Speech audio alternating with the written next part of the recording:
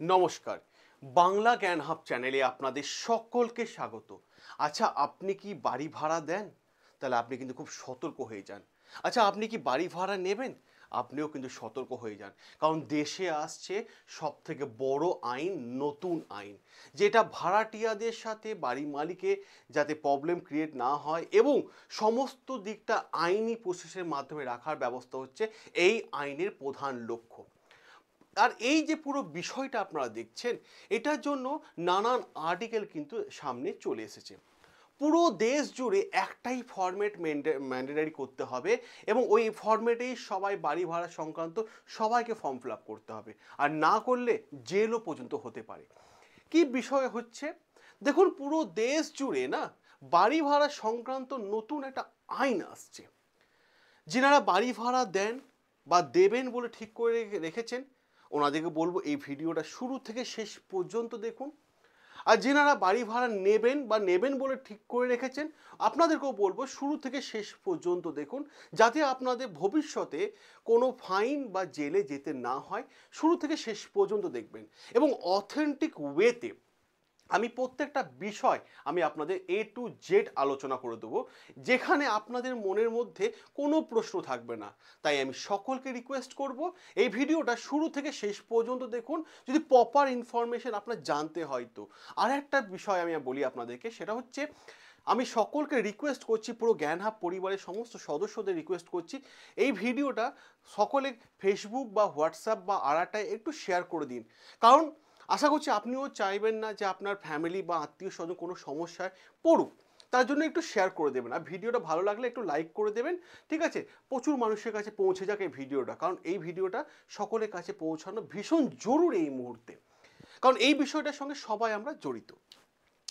দেখুন, যে বিষয়টা আমরা বলি বা যে বিষয়টা আমরা বলছি, যদি আপনি বাড়ি ভাড়া দেন বা দেবেন বলে ঠিক করে রেখেছেন, আপনি জেনে রাখুন, শুনুন, কারণ দেশের মধ্যে আসতে চলেছে নতুন একটা আইন। আর এই যে আইনটা আনা হচ্ছে, দেখুন আর্টিকেল চারিদিকে কিন্তু ছড়িয়ে গেছে, ঠিক আছে? বিভিন্ন জায়গা থেকে আর্টিকেল আসছে। আচ্ছা, কি এমন বিষয়টা হঠাৎ করে বাড়ি ভাড়া সংক্রান্ত আইন কেন আসছে? ভারত সরকার অনেকগুলো জিনিসকে মাথায় রেখে এই আইনটা আনছে। বলা হচ্ছে বিশেষ করে 4টে পয়েন্ট, হ্যাঁ ঠিকই শুনছেন, 4টে পয়েন্টকে সামনে রেখে এবং ভাবনা চিন্তা করার পর এই আইনটা কিন্তু আনা হচ্ছে। কি এমন সেই 4টে পয়েন্ট? সবার প্রথমে আমি 4টে পয়েন্ট বলে দিই, তারপর পয়েন্টগুলো আমরা ডিসকাশন করছি। সবার প্রথমে হচ্ছে, যাতে আমাদের দেশের ইন্টারনাল সিকিউরিটি যাতে ব্রেক না হয়, ইন্টারনাল সিকিউরিটি যাতে কোনো সমস্যা না হয়, সেই উদ্দেশ্যে মাথায় রেখে কিন্তু এই আইন আনা হচ্ছে। আচ্ছা, ইন্টারনাল সিকিউরিটি বলতে কি বোঝাচ্ছে এখানে? বিষয়টা হচ্ছে, কোনো বাংলাদেশি বা কোনো পাকিস্তানি বা কোনো রোহিঙ্গা, এরা যাতে ইললিগেলভাবে বাড়ি ভাড়া নিতে না পারে, সেই বিষয়ের ওপর নজর রাখা হচ্ছে। ক্লিয়ার? এটা এক নম্বর গেল পয়েন্ট। বা কোনো প্ল্যানিং করার লোকেরা, বুঝতেই পাচ্ছেন, তারা যাতে বাড়ি ভাড়া না নেয় সেটার জন্য আটকানোর এটা একটা গুরুত্বপূর্ণ পদক্ষেপ। অপর দিক থেকে দেখা যাচ্ছে যে আপনি তো বাড়ি ভাড়া দেন, কিন্তু সেই বাড়ি ভাড়া দেওয়ার সময় করে যে মান্থলি যে টাকার রেন্টটা আপনি পাচ্ছেন, সেটা কি ভারত সরকারকে ট্যাক্স পে করছেন? অনেকে করেন, অনেকে করেন না, আমি সবাইকে বলছি না। তো এইটায় ট্যাক্স ফাঁকি দেওয়াটাকেও আটকানোর জন্য এই আইন আনা হয়েছে। অপর দিক থেকে 3 নম্বর পয়েন্ট হচ্ছে, যারা ভাড়াটিয়া আছেন, যাতে ভাড়াটিয়ার সাথে বাড়ির মালিকের কোনো সমস্যা যাতে না তৈরি হয়, সেই দিকটা মাথায় রেখে এই আইন। আর 4 নম্বর পয়েন্ট হচ্ছে, সবসময় যে বাড়ির মালিক খারাপ হয় এটা তো নয়, তাহলে বাড়ির মালিকের যাতে কোনো সমস্যায় ভবিষ্যতে পড়তে না হয়, সেই দিকটাও মাথায় রেখে কিন্তু এই আইনটা আনা হচ্ছে। বলা হচ্ছে 4টে পয়েন্টের ওপর কিন্তু এই আইনটা তৈরি। তাহলে দেখুন, আর্টিকেল চলে এসেছে, 4টে পয়েন্ট আপনারা দেখে নিয়েছেন। এবার সবার প্রথমে আমি আর্টিকেলটার সাথে পরিচয় করে দিই। নিউ রেন্ট, দেখুন খুব রুলস 2025, এখানে একটা শব্দ ভীষণ গুরুত্বপূর্ণ। কি শব্দ? সেটা হচ্ছে ম্যান্ডেটারি অনলাইন রেজিস্ট্রেশন। এই শব্দটা মারাত্মক লেভেলে গুরুত্বপূর্ণ। আচ্ছা, কি এমন ঘটনা বলছে? আচ্ছা, আপনি তো বাড়ি ভাড়া দিচ্ছেন, আপনার বাড়ি খালি আছে, ফাঁকা আছে, কেউ নেই, ভাড়াটিয়া নেই। তো কেউ একজন এসে বলল, আচ্ছা মনে করুন যে রতনদা, তোমার বাড়িটা কি ফাঁকা আছে? আপনি বললেন হ্যাঁ, আমার রতন, একটা নামই নিলাম এক্সাম্পলের জন্য। তো আপনি বললেন হ্যাঁ আমার বাড়িটা ফাঁকা আছে, এই দেখুন দুটো লোক নিয়ে এসেছি, এটা ফ্যামিলি কাল থেকে থাকবে, ঠিক আছে, আপনার ভাড়াটিয়ার সঙ্গে আপনার কথাবার্তা হলো, টাকা পয়সা লেনদেনের ব্যাপার হয়ে গেল, তখন বললো যে ঠিক আছে আমি কাল থেকে শিফট করবো বা 10 তারিখ বা 15 তারিখ থেকে শিফট করবো, কথা হয়ে গেল, ঠিক আছে, উনি এসে মালপত্র নিয়ে শিফট করে গেলেন।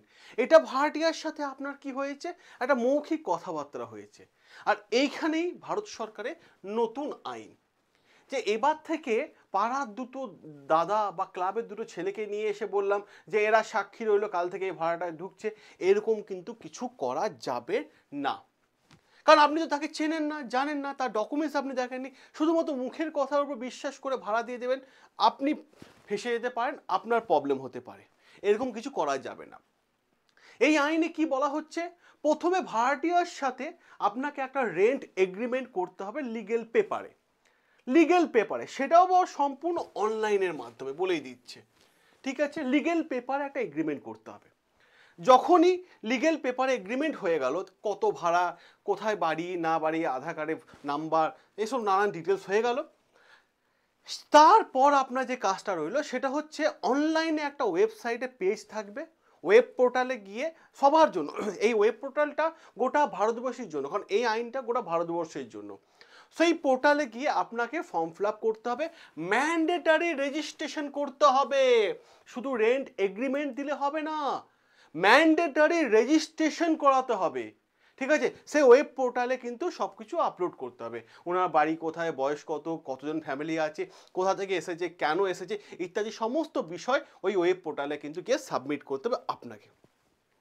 এবার আপনি ভাববেন হ্যাঁ এসব তো এগ্রিমেন্ট তো হয়ে গেছে, কি হবে কি, এখন আমার কাছে সময় নেই, আমি এখন বাইরে চললাম, কাল করব, পরশু করব, হ্যান করব, ত্যান করব, ম্যান্ডেটারি রেজিস্ট্রেশন বা এগ্রিমেন্ট, তো এখন সময় নেই, অনেকে আছে না এরকম ব্যাপার।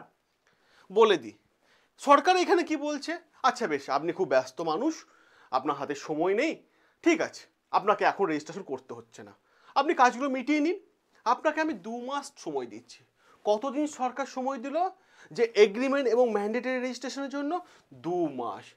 এবার 2 মাসের মধ্যে নিশ্চয়ই আপনি কোনো না কোনো দিন ফাঁকা ছিলেন, 2 মাসের মধ্যে নিশ্চয়ই আপনি ম্যান্ডেটরি রেজিস্ট্রেশন করে নিয়েছেন বা রেন্ট এগ্রিমেন্ট করে নিয়েছেন, 2 মাস তো, একটা মানুষ তো সবসময় ব্যস্ত থাকতে পারে না, 2 মাস তো নিশ্চয়ই আপনি সময় ছিল আপনার কাছে, তো 2 মাস আপনাকে সময় দেওয়া হয়েছে। এবার 2 মাস পরও আপনি করলেন না, বা মানে ভাড়াটিয়ার সাথে আপনি এগ্রিমেন্টও করলেন না, ম্যান্ডেটরি রেজিস্ট্রেশনও করলেন না, এইখানেই সরকার আপনাকে কি করবে এই আইন অনুসারে, চলো আপনি এতই ব্যস্ত মানুষ, তাহলে আপনি 5,000 টাকা পেনাল্টি দিন। 2 মাস পর সরকার আপনাকে নোটিশ পাঠাবে, 5,000 টাকা পেনাল্টি।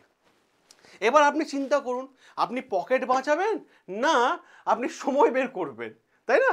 তো মানুষ সবাই পকেট বাঁচানোর জন্য যাতে 5,000 টাকা পেনাল্টি না দেওয়া হয়, তার জন্য সরকার আপনাকে 2 মাস সময় দিয়ে দিয়েছে, 2 মাসের মধ্যে করে নাও ভাই, ম্যান্ডেটরি রেজিস্ট্রেশন করে নাও এবং এগ্রিমেন্ট করে নাও, নইলে 5,000 টাকা তোমার কাছ থেকে চলে যাবে।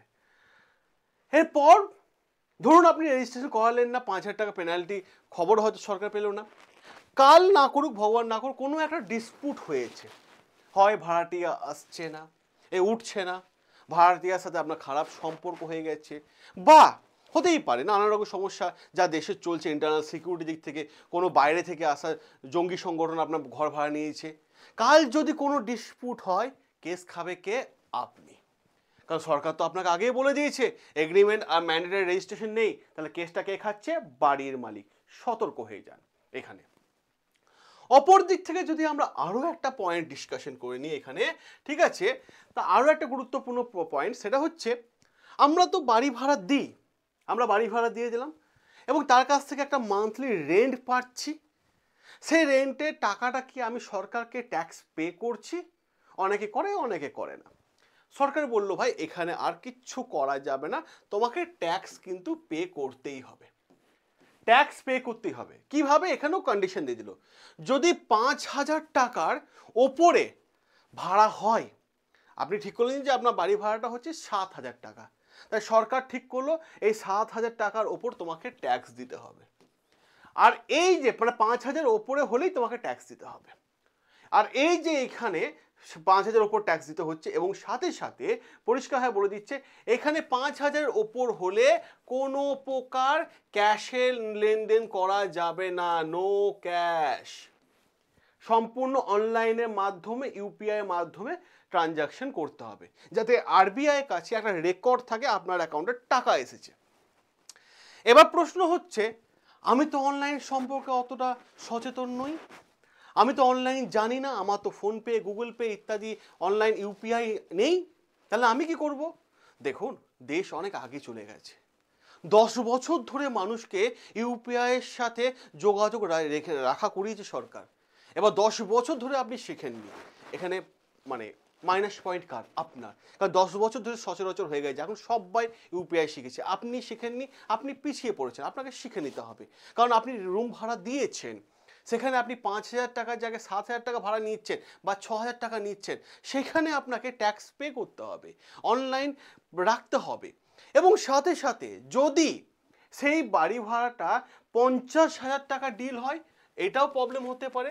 50,000 টাকার, ঠিক আছে, রেন্ট হয়, প্রত্যেক মাসে 50,000 টাকা পাচ্ছেন, সেখানে আপনাকে আবার টিডিএস ফাইল করতে হবে ট্যাক্সের জন্য। টিডিএস, ঠিক আছে, 10% টিডিএস দিতে হবে, সরকারকে ট্যাক্স দিতে হবে, নাহলে আপনি বিপদে পড়বেন। যখনই সরকার দেখবেন, যখন আপনি রেজিস্ট্রেশন, ম্যান্ডেটারি রেজিস্ট্রেশন যখনই আপনি করে নেবেন, আপনি রেন্ট যখন লিখবেন 50,000, সরকারের কাছে একটা ডেটা পৌঁছে গেল। কি ডেটা? যে আপনার লাক্সারি বাড়ি আছে, সুন্দর বাড়ি আছে। কেউ তো ভাই নর্মাল বাড়িকে দেখে তো 50,000 টাকা ভাড়া তো কেউ দেবে না। তো সরকারের কাছে একটা কমপ্লিট ডেটা কিন্তু এসে পৌঁছালো যে এই বাড়িটার লাক্সারি বাড়ি, 50,000 টাকা রেন্ট। সরকার বললো যে ঠিক আছে, আমাকে 10% টিডিএস দাও। তাহলে সরকার এখান থেকে কেটে নিল কত? 10,000 টাকা, আপনাকে দিল 40,000 টাকা। এভাবে হয়ে গেল, বিষয়টা মিটে গেল এক্সাম্পলের মাধ্যমে।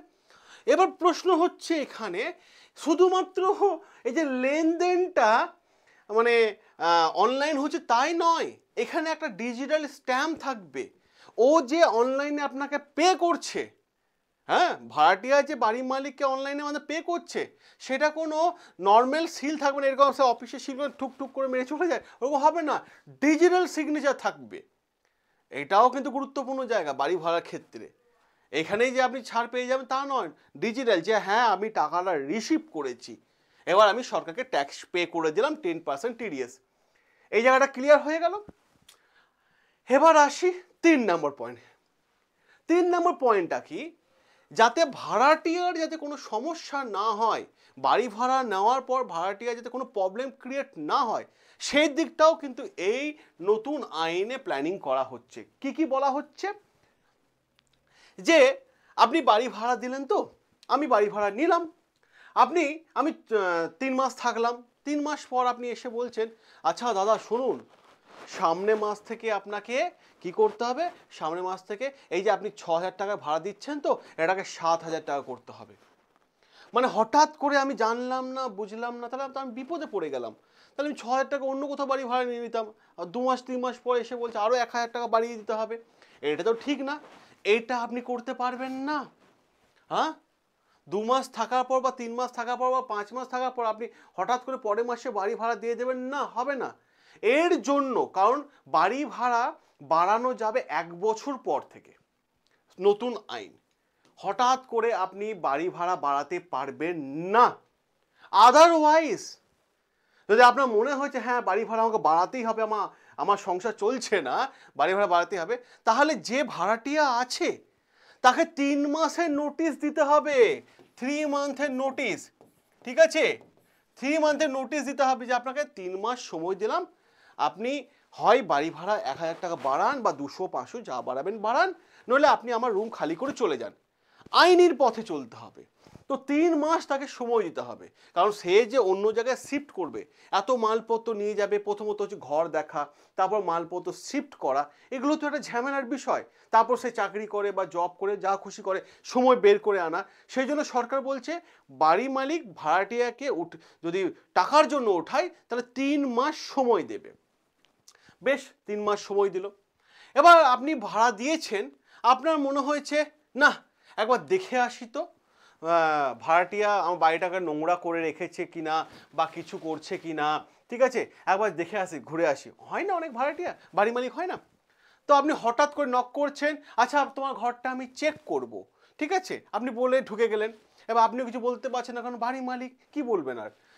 এখানে কিন্তু আইন বলছে ভিজিট করা যাবে না, কমপক্ষে 24 ঘন্টা আগে ভাড়াটিয়াকে ইনফর্ম করতে হবে যে অমুক টাইমে আমি আপনার বাড়িটা দেখতে যাব, যে সরি আপনি যে ভাড়া নিয়ে আছেন বাড়িটা, এটা আমি দেখতে যাব যে ঠিকঠাক মতো পরিষ্কার পরিচ্ছন্ন সব কিছু আছে কি না। ঠিক আছে, দেখুন একটা মানুষ ভাড়া নিয়েছে, সে প্রাইভেট টাইম স্পেন্ড করছে, ফ্যামিলি আছে, নানা রকম সমস্যা আছে, তা আপনি যদি হঠাৎ করে চলে যান, সে ভাড়াটিয়া তো একটু মানে একটা হেজিটেট ফিল করবে যে হঠাৎ করে চলে এসছে, আমরা একটা পার্সোনাল লাইফ লিড করছি এখানে, তাই না? তো এইটা আপনি করতে পারবেন না, ভাড়াটিয়াকে 24 ঘন্টা আগে ইনফর্ম করতে হবে। তাহলে এটাও কিন্তু একটা গুরুত্বপূর্ণ ইনফরমেশন। ঠিক আছে, 24 ঘন্টা আগে ভিজিট করতে পারবে না, ইনফর্ম করে যেতে হবে। আচ্ছা বেশ, অপর দিক থেকে যদি আমরা আরও একটা গুরুত্বপূর্ণ দেখি, সেটা হচ্ছে যে আপনার মনে হচ্ছে যে বাড়ির ভাড়াটিয়াকে আমরা উঠিয়ে দেবো বা মানে এক্সট্রা রেন্টের জন্য আমি বলবো, ঠিক আছে, উঠিয়ে দেবো বা রেন্টের জন্য হয় না যে সাডেনলি আমাকে বলতে হবে রেন্ট বাড়াতে হবে বা কিছু সামথিং, আরও একটা পয়েন্টের জন্য উঠে এসেছে, বা আমার ছেলের বিয়ে দিচ্ছে, হঠাৎ বিয়ে ঠিক হয়েছে, তো এবার তাকে আমি বলবো যে আমার নিচে ঘরটা দরকার আছে, আমার ছেলে বৌমা থাকবে, আপনি উঠে যান। তো এরকম ক্ষেত্রেও কিন্তু করা যাবে না। হঠাৎ করে ভাড়াটিয়া কাজে আপনি বলেন যে আপনি উঠে যান, করা যাবে না। যদি 1 বছরের ভাড়াটি রেন্ট এগ্রিমেন্ট হয়, তাহলে তাকে কি করতে হবে, কমপক্ষে 2 মাস সময় দিতে হবে। 2 মাসে একটা নোটিশ দিতে হবে যে আমার ছেলের বিয়ে বা আমার এই সমস্যা ওই সমস্যা, যার জন্য এই রুমটা আমার লাগবে, তোমরা ভাই উঠে যাও, তার জন্য আমি তোমাকে 2 মাসের সময় দিলাম।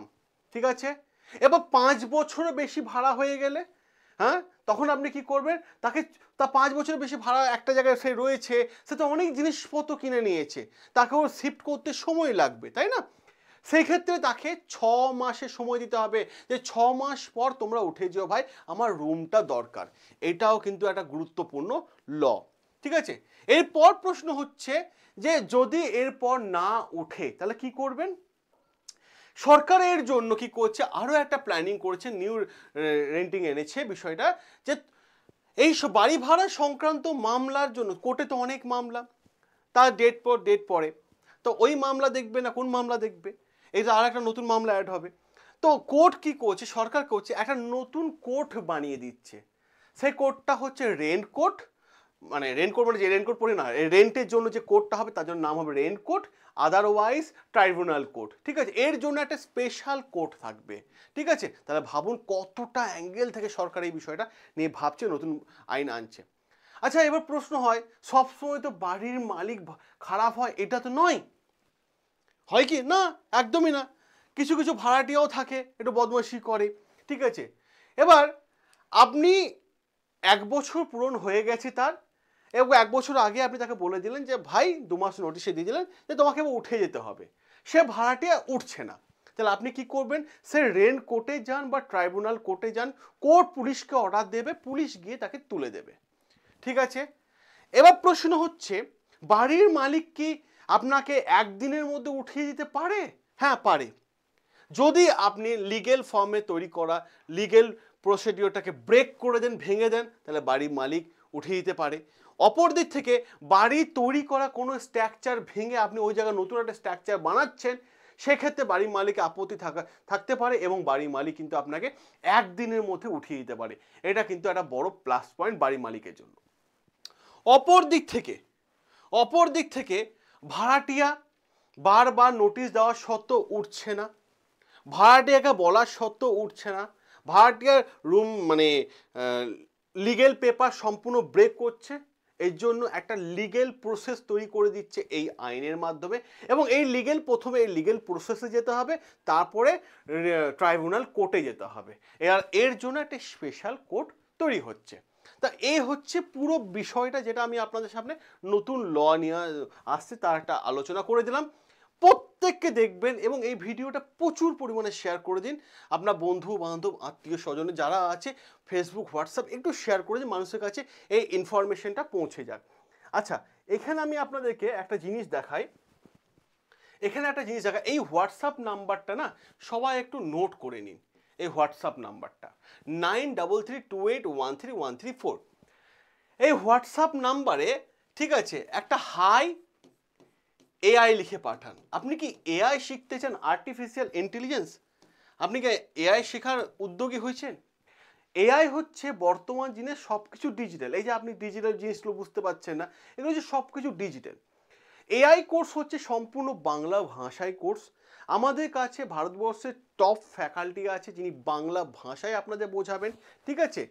এআই কোর্স যদি আপনি শেখেন, মাসে আপনার 1 থেকে 2 লক্ষ টাকা ইনকামের একটা সুযোগ আছে। বাড়ি থেকে বসে কাজ, শুধুমাত্র অ্যান্ড্রয়েড মোবাইল হাতে কাছে থাকলেই হবে। এছাড়া আমি যদি আপনাদের একটা কথা বলি, সেটা হচ্ছে এআই কোর্সে স্যার অনেকে প্রশ্ন করে, স্যার এটা কত দিনের কোর্স? এটা হচ্ছে টোটাল 2 মাসের কোর্স। 2 মাসের মধ্যে যদি আপনি ভালোভাবে এআই শিখে যান, 3 মাস, 3 মাসের মধ্যে একটা ভালো ইনকামের সোর্স আছে। এআই শিখুন ভালো করে। 2 মাস আমাদেরকে একটু সময় দিন। জীবনে অনেকটা সময় এদিক ওদিক গিয়ে সময় নষ্ট করেছেন। তো 2 মাস একটু সময় দিন। বাড়ি থেকে বসে অনলাইনে মাধ্যমে ক্লাস করুন। এর জন্য আপনাকে অন্য কোথাও সময় নষ্ট করে ট্রেন, বাস ভাড়া দিয়ে আপনাকে যেতে হবে না। আপনার কাছে হাতে অ্যান্ড্রয়েড মোবাইল আছে, অ্যান্ড্রয়েড মোবাইলের মাধ্যমে ক্লাস করুন, ঠিক আছে? এবং সাথে সাথে অনেকের প্রশ্ন হয় যে এআই শিখতে গিয়ে কি আমরা প্র্যাকটিক্যাল বিষয়গুলো শিখতে পারবো? হ্যাঁ, অবশ্যই প্রজেক্টের মাধ্যমে আপনাদের প্র্যাকটিক্যাল ক্লাসও দেওয়া হয়েছে, ঠিক আছে? তো এআই যারা শিখতে চান তারা অতি অবশ্যই শিখে নিন। আর এআই শিখতে গেলে এই হোয়াটসঅ্যাপ নাম্বারে হাই এআই লিখে পাঠান, ঠিক আছে?